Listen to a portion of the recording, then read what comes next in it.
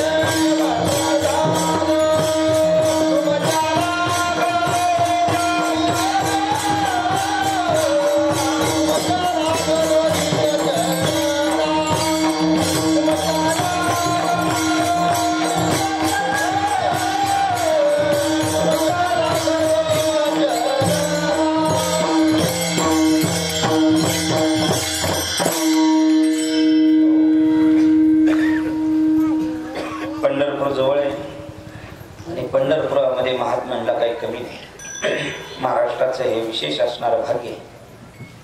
म्हणून अखंड ज्ञानोबा तुकोबारायांनी घालून दिलेल्या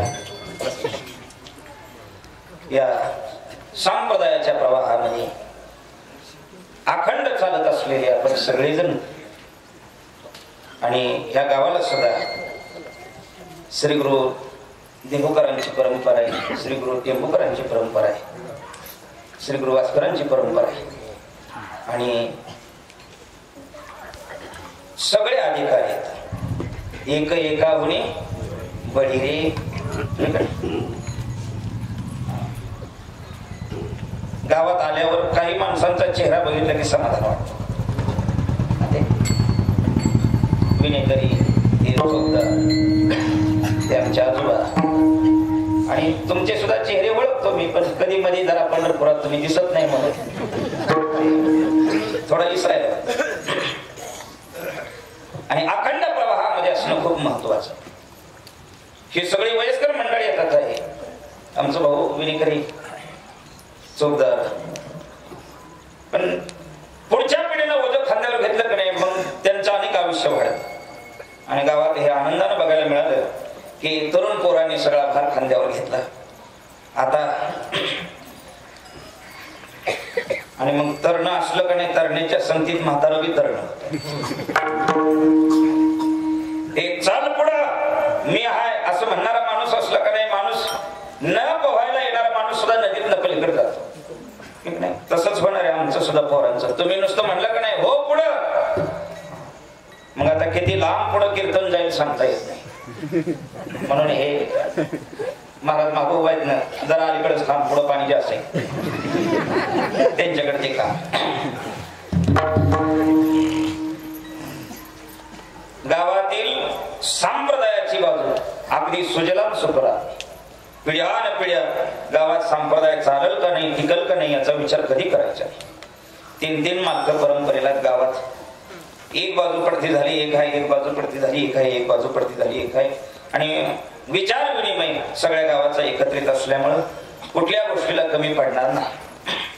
फक्त अखंड प्रवाहात असणं महत्वाचं. कसं नदीचा उगम ज्या ठिकाणी त्या ठिकाणाहून एखादा दगड तिच्या पात्रामध्ये पडावा उगमापाशी आणि त्याला आकार नसावा. पण नदी प्रवाहामध्ये लांबून फिरत फिरत पडत पडत आपटत आपटत प्रवाहाच्या बरोबर येता येता येता येता असा घासला जातो आणि सारखं घासून घासून घासून घासून त्याला गोलाकार अशी कृती प्राप्त होते, आकृती प्राप्त होते. आणि महात्मा स्नानाला गेल्यानंतर त्याची नजर त्याच्यावर पडली का नाही, ती महात्मा आणतो आणि शिवलिंग म्हणून त्याची पूजा करतो. प्रवाहात असणं महत्वाचं. तसा अनेक वर्ष प्रवाहामध्ये राहिलेली जी पूर्वीची मंडळी परमार्थ जपणारी, त्यांच्या परमार्थ जपलेल्या परमार्थामध्ये असणाऱ्या या प्रवाहामध्ये शिवलिंगाकार उत्कृती प्राप्त झाली, दैवता प्राप्त झाली. म्हणजे या वर्षीचा हनुमान जयंतीचा उत्सव आहे हा. ईश्वर स्वरूप याला प्राप्त झालं आणि प्रवाहात राहणं महत्वाचं. ते आमच्या इकडे एक गाव आहे, मी कालही हा दृष्टांत खडावते सांगितला. आमच्या इकडे गाव आहे, त्याचं नाव मी सांगणार नाही, तुम्ही लगेच आला तर काय करू म्हणून नाव सांगत नाही. आणि त्या गावामध्ये 400 लोकसंख्या होती, 400च माणसं होती आणि एक विहीर पाणी पिण्याकरता. पुढे होऊन काय त्या विहिरीला दोष लागला कोणास ठाऊक, जे माणूस त्याचं पाणी पिल ती येडो व्हायला पाणी पिलं की अशी 399 माणसं येडी झाली, एकच शहाणा राहिली. किती माणसं येडी? 399 आणि एकच शहाणं. त्या शहाण्यानं ठरवलं जीव गेला तरी चालत पण येदीकड डुकून बघणार नाही. आठवड्यानंतर गावातनं फिरताना परिणाम असा व्हायला लागला, ते गल्लीतनं फिरायला लागलं की बाकीची येडी त्याला येडं आलं म्हणून दगड आणायची. आला येडं, 1 महिनाभर दगड खाल्ली. आणि हनुमान जयंतीच्या सप्त्यात येऊन पुन्हा त्यांनी पांडुरंगाला आणि हनुमंताला विनंती केली, देवा आता पाणी पिल्याशिवाय गत्यंतर. ह्याला म्हणायचं प्रभा आपणा सारखी करीती नाही काळ वेळ तया लागी. किती मोठा आनंद आहे हा. हे सुख ब्रह्मादिक देवांच्या सुद्धा नशिबामध्ये नाही, म्हणून आनंद घ्यायचा. बोवानं कीर्तन सांगत असताना जोमानं सांगावं. एवढं 2 तास त्याला दिलेले, त्याची बायको घरी ऐकत नाही, समाज ऐकतोय तर त्याने राखून का ठेवावं, जोमानं सांगावं. ऐकणाराने सुद्धा प्रसन्न होऊन ऐकावं. टाळी वाजव म्हणजे की बांगड्या फुटत्याल म्हणून विचार करायचा नाही बरं का. ज्यांच्या हातात नाही त्यांचा प्रश्न सोडून द्या. पण आता ते आरक्षित बहुसंख्या त्यांची जास्त. मला तर असं वाटतंय पुढल्या वर्षी सगळंच पटांगण त्यांनीच भरून जाते. थोडा विचार करायची गोष्ट आहे बरं का. नाहीतर बघा मिळालं पण ती खायला तर मग घरी गेल्या उपाशी झोपावणार. ते मृदंग वाजवणाऱ्यांनी आपल्याकडं गायन करताना ते म्हणायचे एक पद्धत आहे, बेंबीच्या देठापासून. आणि मग बघा रंग कीर्तनात कसा भरतो, भजनात कसा भरतो. हे टाळ वाजवणाऱ्याने सुद्धा असं छुनछुन वाजवायचं. उगवली शुक्राची चांदणी उली असे ते घाटी वाजवली होती. या सगळ्या ज्या वस्तू आहेत संप्रदायामध्ये अंगीकार केलेल्या त्या दिव्य वस्तू. या पखवाजाचा एक बोल आहे, धिगतान. तर शास्त्रकारांनी मत सांगितलं, ज्याला परंपरा मान्य नाही, ज्याला संत महात्म्यांच्यावर प्रेम जात नाही, त्यांच्या वचनावर विश्वास बसत नाही. पुराण खोटं ज्याला वाटतं, ज्याला कृष्णालीला अजिबात खरी असं वाटत नाही, त्याचं जीवन ठीक आहे हे बुवानं सांगायची गरज नाही. भजनात कीर्तनात हे पक्वात सांगत असत. दिगदान धिगदान तुझं जीवन ठीक आहे कथयते सततम कीर्तनस्तो मृदंगा. म्हणून बुवा नाही बोलला तर तुम्ही जोरात वाजून सांगायचं तुमचं जीवन ठीक आहे. अरे 3 गुरुची परंपरा तरी गळ्यात माग घालीना रे तुझं जीवन. मी गाडी आणली मी पळून जाणार.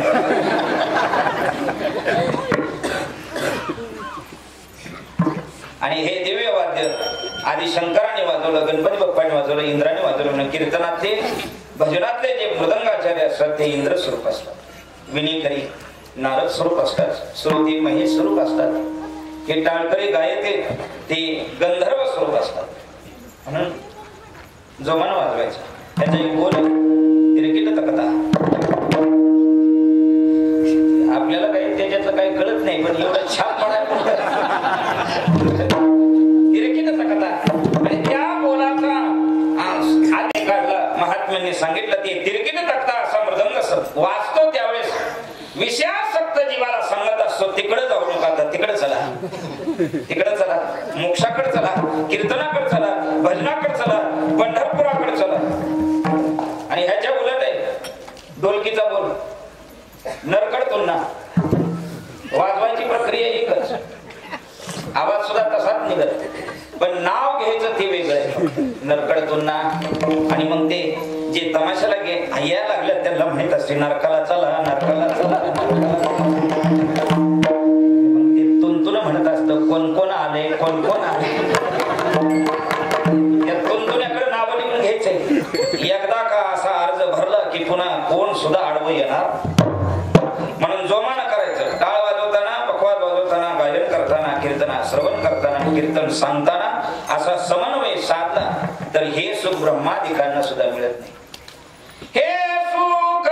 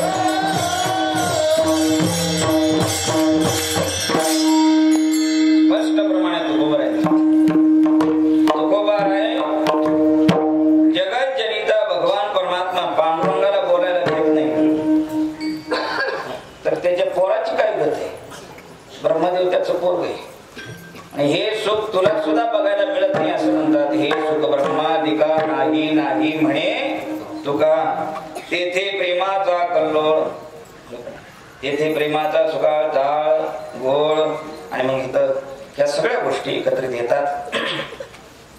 आता रंग भरे कीर्तनात प्रेमे हरिदास.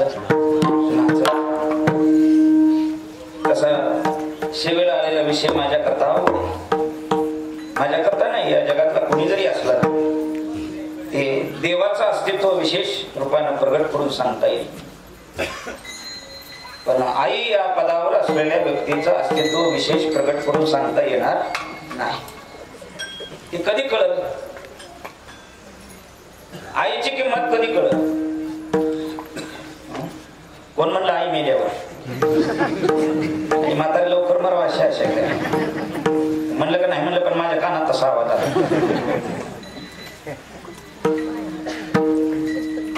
आई आता अनेक जणांनी त्याच्यावर वर्णन केले, पण वर्णन संपत नाही, वर्णनच संपत नाही. ते कृष्णचरित्राचा भाव सांगताना गोपिका सांगतात, याच्या खोड्या सांगू किती किती सांगावं, महिपत्रा आटी सिंधुजळ. तसं या विश्वातले या हयातीत असणारे सगळे कवी आईचा महिमा लिहायला बसले तर समुद्राची शाई संपत, पण तिचा महिमा संपायचा नाही. विशेष महिमा. मुळात आई या पदावर बसणंच खूप अवघड आहे, खूप अवघड आहे.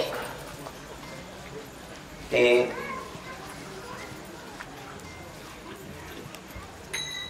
संत महात्म्यांचा एक अनुभव त्या पदावर गेल्याशिवाय येणार नाही असं म्हणणार एक अभंग तुकोबरायांच्या. बहु दुधळदरी झाली म्हैस गाय, तरी होईल काय कामधेनू. खूप जास्त दूध दिलं जर्सी गाईला, आणि मग मालकानं नाव ठेवलं तिचं कामधेनू. नाव ठेवायला येईल कामधेनू. गावात नाही, पंचक्रोशी दूध नाही देते, एवढं दूध देईल तुझी गाई. पण तू म्हणलं म्हणून दूध जास्त दिलं म्हणून कामधेनू होणार नाही. कधी महिमा कळणार आहे? या दिव्य विभूतींचा महिमा त्यांच्यासारखं झाल्याशिवाय कळणार नाही. तुका म्हणे अंगी व्हावे ते आपण, तरीच महिमान येईल कळू. त्यांच्यासारखं झालं पाहिजे. आहार निद्रा भय मैथून सर्व योनीशी समसमान, हे प्रमाण आपल्या सगळ्याला माहित आहे. जीव म्हणून जन्माला या विश्वामध्ये जेवढे आलेले तेवढ्याला ह्या चार गोष्टी असतातच. आहार, निद्रा, भय आणि मैथून. पाण्यामध्ये मासा सुद्धा पाणी पितो, पाण्यामध्ये मासा सुद्धा झोप घेतो, हे कधी कळत?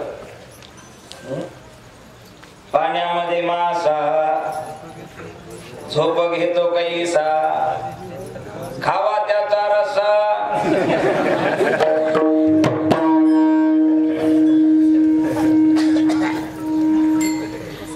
आता मी गेल्या उद्या तुम्हाला लय ऐकून घ्यावं लागेल. दिशील का तारीख पुन्हा असं वाटतं? जावे त्याच्या वंशा तेव्हा कळी. आई पदाचा महिमा त्या पदावर जीव गेल्याशिवाय करणार नाही. बघा ते पूर्वीचा दृष्टांत तुकोबराय देतात. अजिबात दृष्टांत तुकोबरायांच्या अभंगाला धरून सांगितलेला दृष्टांत ऐकताना अजिबात वाईट वाटून घ्यायचं नाही, मग तो नीच असला तरी सुद्धा. कारण बऱ्याच वेळा एकनाथ महाराजांना सुद्धा असं म्हणावं लागले, काय आई भूताकडे गेलती का? ते वाईट वाटून घ्यायचं नाही. काय माय गेली होती भूतापाशी, नाम नाही मुखाशी. नाव घेत नाही की तुझ्या वेळेस काय आई भूताकडे गेलती का, असा त्याचा सरळ अर्थ आहे. पण ऐकून घेताना वाईट वाटून घ्यायचं नाही. काय करून ऐकती कुणाचे? बटकीचे, आणि पुढे शिंदळीचे रडतील. ऐकून घ्यायला वाईट वाटायचं नाही. ज्या अर्थी असे शब्द मुखातून बाहेर निघाले त्या अर्थी आमचं कुठंतरी नक्कीच चुकले. चुकल्याशिवाय शब्द निर्मिती झाली म्हणून वाईट वाटून घ्यायचं. ते पूर्वीचा काळ आहे. बालविवाह व्हायचे, लवकर लग्न व्हायचे. लवकर कसली? ते लग्न झालं की त्यांनी ठरवलेलं असायचं, तुला पोरगी झाली की माझ्या पोराला, मला पोरगी झाली की तुझ्या पोराला.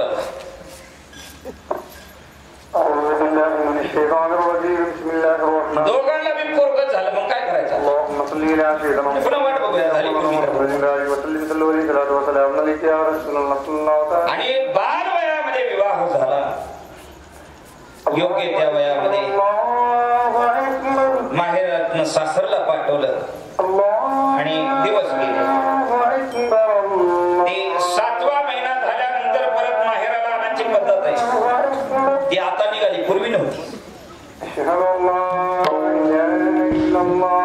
हे आता तर त्या बेड रेस्टनं सगळा घोळच करून टाकला. दिवस गेलेत म्हणून कळालं की माहेर आलाय. काय सांगितलं तर बेड रेस्ट घ्यायला सांगितली. त्याच्यामुळे पोरं सुद्धा तसली जन्माला आली. त्यांना बी आल्यापासून बेड रेस्ट आहे. गंमत बघा.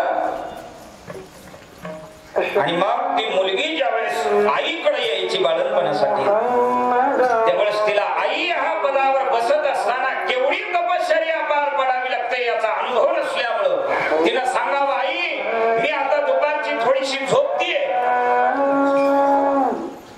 आणि मी झोपल्यानंतर जर बाळंतीण झाले तर मला उठव, नाहीतर गाव सगळं हसल.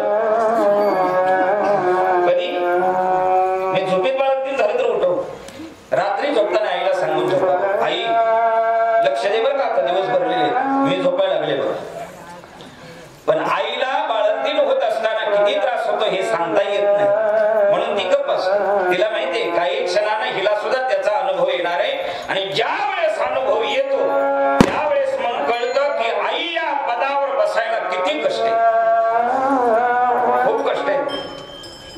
तुकोबारायांनी प्रमाण कसं लिहिलं,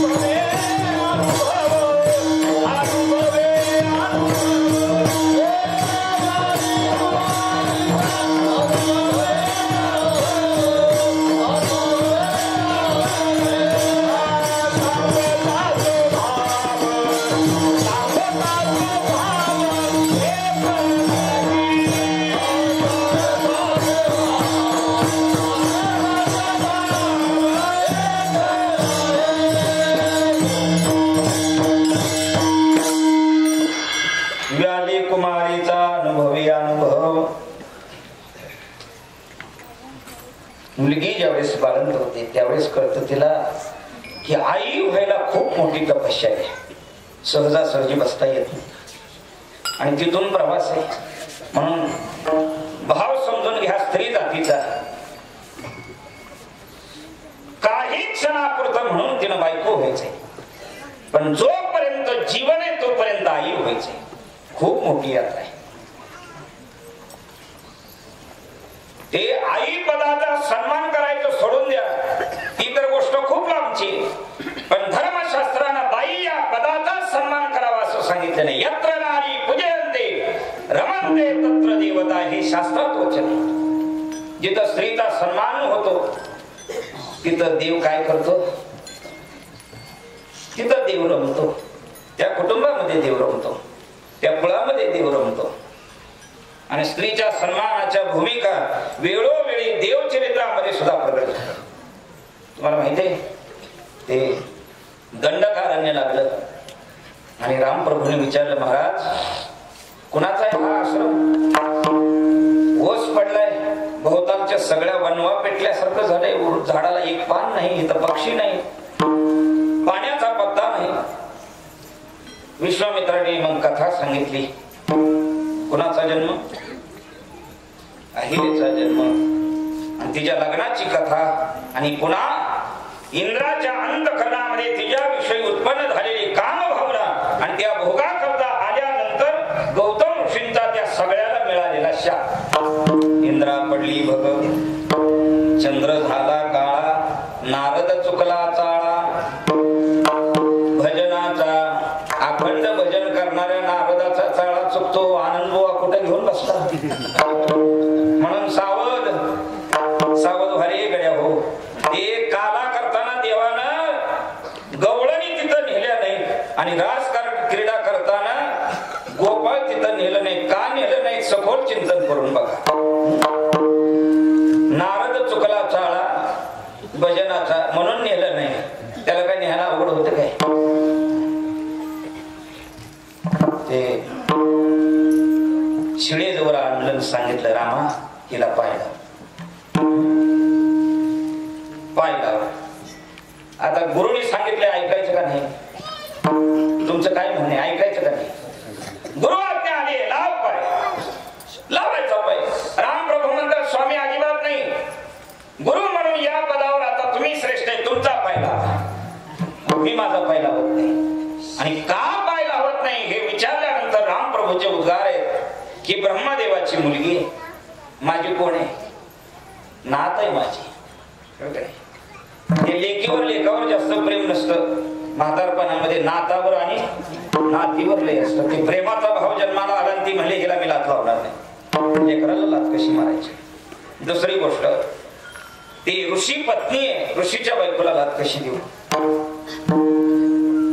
या सगळ्या भूमिका सांगत असताना रामाचं वचन आहे याहूनही विशेष माझ्या नात्यात कोण लागते याचा विचार नाही, पण ती स्त्री आहे आणि मी क्षत्रिय आहे. मी तिला लाथ कशी द्यावी सांगा.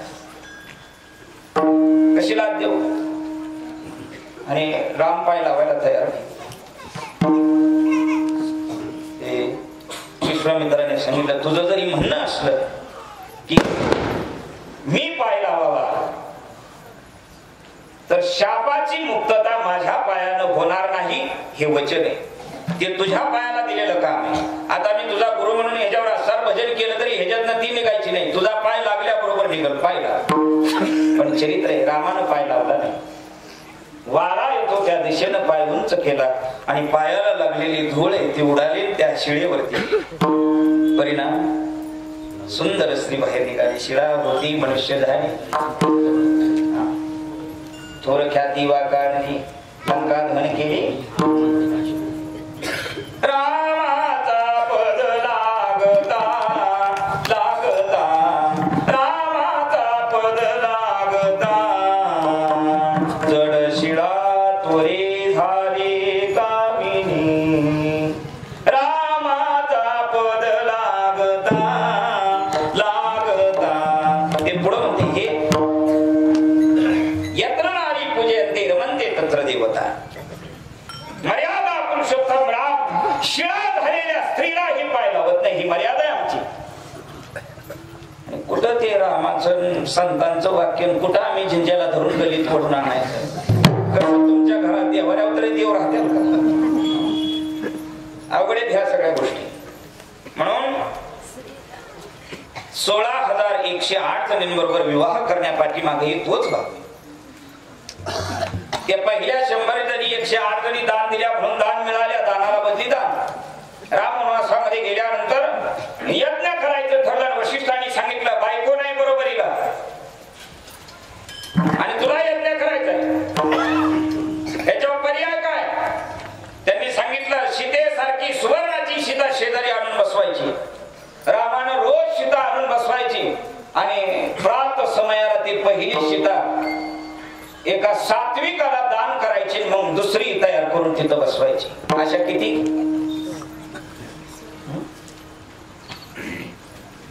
म्हणजे याचा तुम्हाला कार्यक्रम भाव कळाला. त्याचा परिणाम म्हणून जेवढ्या सीता दान केल्या तेवढ्या पुढच्या जन्मात कृष्ण रूपात आल्यावर तेवढ्या बायका त्याला मिळाल्या. आता ज्याचं जीवन आमलं एकी बरं प्रपंच करून मी अनेक 1.5 तास येतात आणि तुम्ही म्हणला तर असा थांबतो. काय तुम्हाला 2-4 ची अपेक्षा आहे तर 2-4 करून आणा. लय नका तोळ्याच्याच आणा. मी घेऊन जातो पुढल्या जन्मात तुम्हाला मिळते. 16,100 जणींची मुक्तता केली कृष्ण भगवान परमात्मा. आसंद मारला त्यावेळेस. आणि त्या 16,100 सुंदर कामिनी अशा ज्यावेळेस कुमारिका त्या कारागृहातून बाहेर निघाल्या त्यावेळेस शरणांगत जाऊन सांगितलं, स्वामी आमची मुक्तता केली खरी, पण या विश्वामध्ये आम्हाला आता स्वीकारांचा कोण करणार आहे? कोण आम्हाला सांभाळण्याची जबाबदारी घेईल? ज्या दिवशी या आतताईनं आमचं हरण केलं त्या दिवसापासून आम्ही कुलटाय चारित्र्यहीन या समाजाच्या दृष्टीमध्ये. समाजात गेल्यानंतर आता किंमत मिळणार नाही. कशाला मारलं त्या राक्षसाला? त्याच्या बरोबरच आम्ही पुराण जाऊन विवाह केला असताना राहिलो असतो त्याच्यात घरी. आणि शरणांगत आल्यात हे कळाल्याबरोबर स्त्री जातीचा सन्मान व्हावा या भूमिकेमध्ये 16,100 जणींबरोबर एकदाच लग्न केलं. ती मुहूर्त बघायला होतं आमचं नारद महर्षी. आणि मग पंचायत झाली तिथंच. लग्नाच्या टायमाला त्याला वाटलं आता ह्या 16,100 जणी एका बाजूला उभा केल्या तर केवढा मोठा अंतर पाटला आपण, त्यापेक्षा आपल्या उपरण्याने ह्याच डोळं दाखवूया, दिसायचं नाही त्याला. पण मंगल अष्टक चालू व्हायच्या टायमाला त्याला कळालं प्रत्येकीच्या समोर नवरा म्हणून एक एक जण उभा होता बाहुल्यावर. मग ते पुढे जाऊन बायको मागायच्या टायमाला मागचं चरित्र आठवलं नाही. हे म्हणतात विसरली तया थोडं झाली आणि मला लग्न करायचे म्हणून गेले. कुठली? म्हणजे तुझ्यातली एक दे. मग त्यावेळेस लग्न लावताना प्रत्येकीच्या समोर अचानक एक एक जण नवरा म्हणून उभा राहिला होता. ह्याचं एवढं सामर्थ्य तर आता महालात नसल कशावर नाही हे आधी डोक्यात यायला पाहिजे होतं. पण ते नारद होऊन डोक्यात येत नाही, ते वारकरी होऊन कधी यायचं? त्या पायऱ्या लय लांबच्या. म्हणून बऱ्याच गोष्टी आमच्या सुद्धा भजन करणाऱ्याच्या दोषातल्या. ते खायचा दोषा नव्हता. पुण्यात स्त्री जातीचा सन्मान व्हावा. आणि त्याच्याहून विशेष आई या पदाचा सन्मान जर झाला नाही तर ज्ञानोबारांचं मत आहे आई हे तीर्थ आहे. पण सन्मान भूमिकेतून जर ते तीर्थ नाही सांभाळत आलं तर ते तीर्थ स्वर्गाला न्यायच्या ऐवजी नरकाला नेल्याशिवाय राहत नाही. रात्रंदिवस कीर्तन करावी बिगर पैशाची. महिन्याच्या वाऱ्या चालत कराव्या आळंदीच्या पंढरपूरच्या. पण एकदा जर घरी आल्यानंतर ए म्हातारे गप बस असं म्हणलं ना, अशा एका जन्मात केलेल्या नाही 42 जन्मात केलेल्या सगळ्या वाऱ्यांना नासक्यात झाल्या. किंमत आहे आईच्या जातीची. सकळ तीर्थाची धुरी एका माता पितरे दया सेवेसी केर शरीरे लोन केजे. शरीरच ती लिंबलोन उतरायची पद्धत आहे का? नवरा मिरवणूक करून आला म्हणजे भात घ्यायचा, लिंबू घ्यायचं, त्याच्यावरनं उतरून टाकायचं. तसं आई बापाच्या सेवेमध्ये देह उतरून टाकावा असं म्हणतात. त्याला किंमत आहे. सकळ तीर्थाची धुरी ज्ञानोबारांची उभी काकुली जननी नग्न दाविली या जनी ते तीर्थ परी पतनी कारण होय. तीर्थ पण नरकाला नेल्याशिवाय राहणार. तीर्थ आहे भजन हे कलियुगामध्ये देव प्राप्तीचं तीर्थ आहे. चांगली आंघोळ नियमात नाही केली ती नरकाला नेल्याशिवाय राहत नाही. कीर्तन हेही तीर्थ आहे. पण बुवानं चांगली आंघोळ केली नाही तर त्याचं कीर्तन ऐकणाऱ्या सकट नरकाला नेल्याशिवाय राहत. तुम्ही असं म्हणता नुसतं बुवाच नरकाला जाईल, तसं ना कर. तुका म्हणे देते घेते, देते मी सांगितलं आणि घेते मी सांगितलं.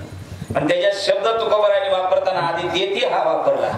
ज्यानं ठरवलं कीर्तन किती हजारात येतात ते देते आधी नरका जाती आणि मग एवढ्या हजारात घेतो म्हणणारी मग नंतर नरका जाती. तुका म्हणे देते घेते तेही नरकाशी जाती. काशीला नरका जाती नरका जाती. ते चाललंय आपलं रात्रंदिवस भजन आहे. रात्रंदिवस भजन कोण कोण म्हणतं बघा किलो किलोचं टाळ होतं फडावर. यांनी वाजून वाजून अर्ध्या पावशेरवर आणलं तरी ह्यांच्या नशिबात देव देव नाही. नशिबात कुठलं